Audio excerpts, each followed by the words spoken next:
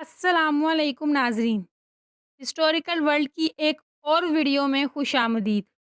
इस वीडियो में हम तुर्किश हिस्टोरिकल सीरीज़ में दिखाए जाने वाले तुर्किश रवायती रक़्स से मुतल्लिक तारीख़ को जानेंगे।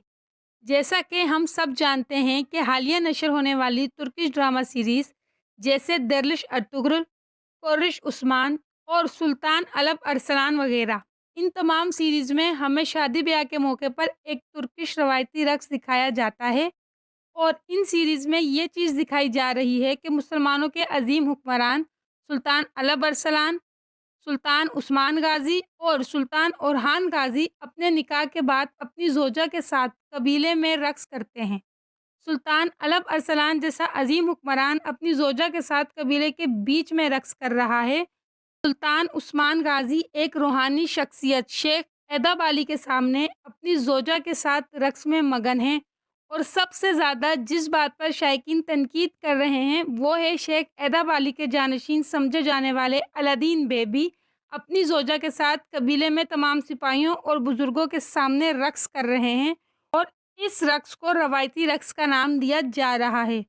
और यही वजह है कि तुर्की के लोग इस सीरीज़ पर तनकीद कर रहे हैं कि ये अज़ीम तुर्की रियासत की दास्तान बता रहे हैं या फिर मोहब्बत की कहानियाँ। ये तुर्की तारीख़ में कहीं भी लिखा नहीं गया कि तुर्क सरदार अपनी ज़ौजा के साथ रक़्स में मगन हैं। अगर आप उस्मानी तारीख़ को पढ़ते हैं तो बहुत से तारीख़दान अपनी किताबों में तुर्की रवायती रक़्स का ज़िक्र करते हैं। और कहीं-कहीं तुर्क सरदारान भी रक़्स में मसरूफ़ लिखे गए हैं कि फ़तह के मौके पर या फिर शादी-ब्याह की तक़रीबात में।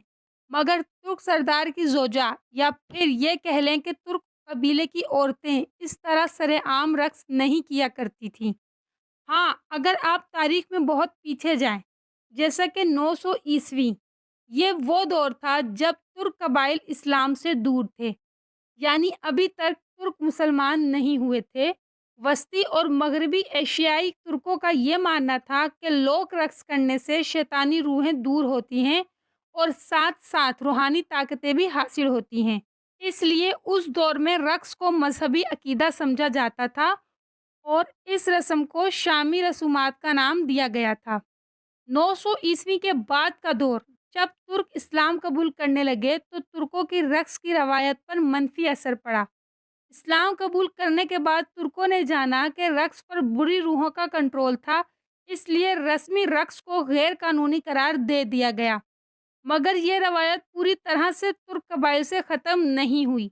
शहरों और देहातों में आबाद तुर्क कबाइल ने इस रस्म को ज़िंदा रखा, मगर उस वक़्त तुर्क मुसलमान थे, इसलिए इस अक़ीदे में तब्दीली की गई और लोक रक़्स सिर्फ़ खुशी के मौके पर यानी शादी-ब्याह की रसूमात और फ़तह वगैरह के मौके पर सिर्फ़ खुशी मनाने की नीयत से किया जाने लगा। इस तरह ये रवायत तुर्कों में बरकरार रही।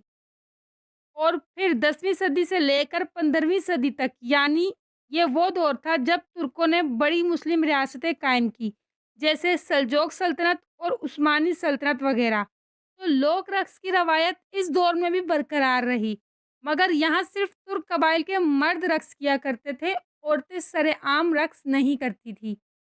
इसलिए हालिया तुर्क सीरीज़ में दिखाया जाने वाला रक़्स जो जोड़े मिलकर करते हैं, तारीख़ के एतबार से सरासर गलत है और इसमें कोई हकीकत नहीं है। साल 1922 में जब सल्तनत उस्मानिया का बाकायदा तौर पर इख्तिताम हुआ और तुर्की में कमाल अतातुर्क के दौर का आगाज़ हुआ और तुर्की एक सेकुलर स्टेट बना, तब तुर्क इस्लाम से दूर होना शुरू हुए और तुर्कों ने रवायती लोक रक़्स में अपनी औरतों को भी शामिल किया। अगर आप आज भी तुर्की की किसी शादी ब्याह की रस्म में जाते हैं तो आप दुल्हा और दुल्हन दोनों को तुर्की का रवायती रक़्स करते हुए देख सकते हैं, मगर इसका इस्लाम या फिर खिलाफत से कोई ताल्लुक नहीं है। इस वीडियो में इतना ही। वीडियो अच्छी लगी हो तो वीडियो को लाइक करके चैनल को सब्सक्राइब लाजमी करना।